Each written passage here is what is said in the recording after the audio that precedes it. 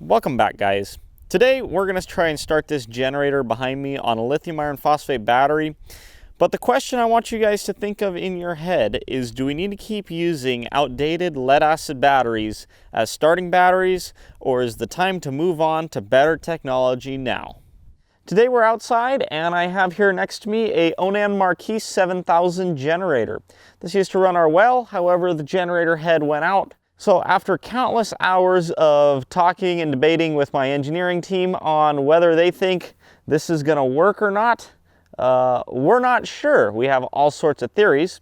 But what we're going to do today is take this 170 amp hour battery from BigBattery.com and connect it and see if it'll start this generator. Now we're in the process of designing a RV, and we want to know if we need separate batteries for starting the generator, separate from the batteries that are going to be powering the lights and inverters and that kind of thing. So today I have this hooked up. I have the positive on the positive terminal, negative grounded to the frame, and we have probes for our meter on here as well. This is for a voltmeter, and that's up here on top, my Fluke 116. That's going to be measuring the voltage at the terminals. And we also have my Klein Tools amp clamp. We're going to turn that on to amps DC and zero it out. Now, right now this connector is totally disconnected. And I'm going to go ahead and plug this into this battery here on the side. And now, if you look closely, it's kind of bleached out by the sun. I've got 13.2 volts on this battery. It's pretty well charged. And without further ado, I mean, we're ready to test this. Now, the old lead acid battery is down here on the side. This is a Group 27. This is just the battery out of the motorhome that this generator was in. Positive terminal is totally disconnected. No connection to that whatsoever. There are no other batteries here on this trailer. And to prove it to you, I'm going to turn off the BigBattery product. You see 0 volts on the terminals, like 2.4 volts. And now I'm going to hit the start button, and you'll see it's not cranking over. So now we're ready for our test. I have it's stopped right now. I'm going to turn on the battery. You see we have 13.29 volts and just a fraction of an amp on the clamp meter. And now I'm going to hit the start button and we're going to see what happens.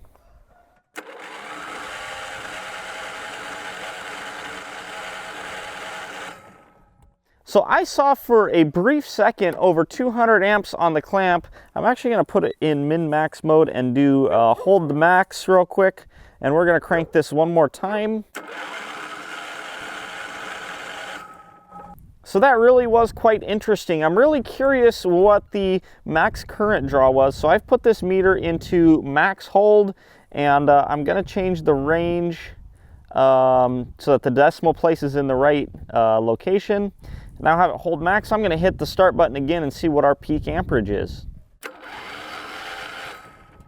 So we had 332 amps coming out of this battery.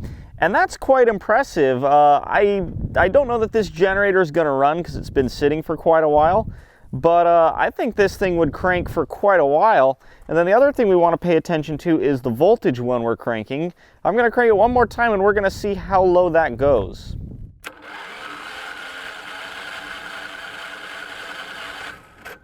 So the lowest I saw was 11 and change, which is pretty good considering most lead acid batteries would drop down to around 9 volts when cranking. So I think if this were in an RV, we would have no issue using this BigBattery power block in order to start the generator. And 332 amps is pretty high, but that's only for a fraction of a second. Obviously, you know, we've done this 3 times now, and we haven't hurt the BigBattery product in any way. But yeah, I think this would be no problem if this generator ran, starting it with this lithium iron phosphate power block. So yeah, guys, if you're interested in any more detail on this power block, there will be a link in the description. BigBattery has a coupon code down there in the description as well if you want to get 10% off buying one of these. But yeah, guys, pretty cool test today. And my theory was correct. I suspected that this would start up no problem on this battery. engineer was a little, you know, like, on paper it probably shouldn't work, but today's quick test now tells us, yeah, it works, and we'd probably be just fine using this battery in an RV to start the generator. So yeah, guys, I hope you enjoyed today's video. Be sure to hit the subscribe button and turn on the bell icon. Leave a thumbs up if you liked the video, and comment any questions below. Hope to see you guys in the next video. Bye now. You know, I'm almost tempted to just run this for a second and see what it does. I'm gonna take this out of min-max mode and just watch it.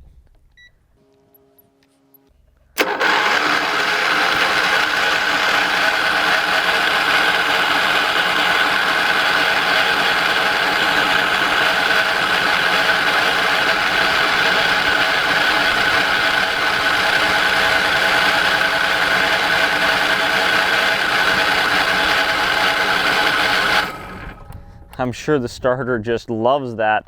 All the mechanics are going to be commenting, "No, you ran it for so long." Cool, that's a successful test.